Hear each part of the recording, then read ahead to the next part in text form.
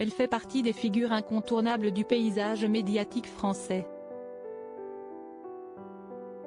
Depuis ses débuts sur LCP Public Sénat en 2004, Léa Salamé n'a, semble-t-il, jamais levé le pied sur le travail. Très discrète sur sa vie privée, la journaliste politique a tout de même évoqué Raphaël Glucksmann, l'homme qui partage sa vie depuis 2015, lors d'une interview accordée à Psychologie Magazine, publiée jeudi 21 septembre.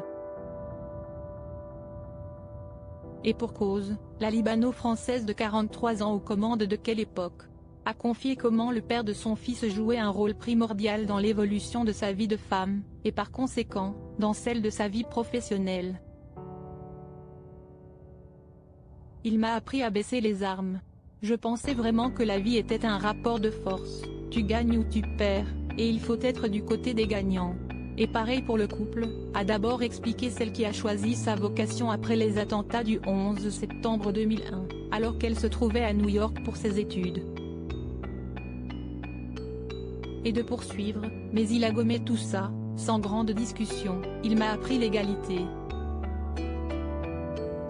Dans son récit, cette férue de travail a confié que ce rapport à la réussite lui venait tout droit de son père, à qui elle souhaitait ressembler.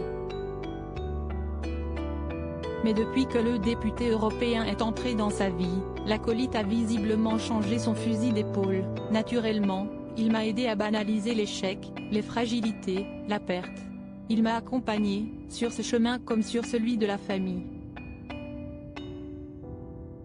Mais ça aussi, je le lui dois. Devenu parent d'un petit le 12 mars 2017, peu de temps après leur rencontre, le couple a appris ensemble. Je suis tombée enceinte très vite, 6 mois après notre rencontre. Il avait déjà un fils, et être belle-mère, c'est aussi un chemin complexe. Tu vas créer un lien particulier avec un enfant qui n'est pas le tien et qui a une mère que tu ne chercheras ni à remplacer ni à concurrencer. Très reconnaissante, la présentatrice du débat d'entre-deux tours de l'élection présidentielle de 2022, qui opposait Marine Le Pen à Emmanuel Macron, a finalement confessé « On l'a fait, j'ai la chance que mon beau-fils et mon fils s'adorent. Mais ça aussi, je le lui dois ». Article écrit en collaboration avec 6 médias.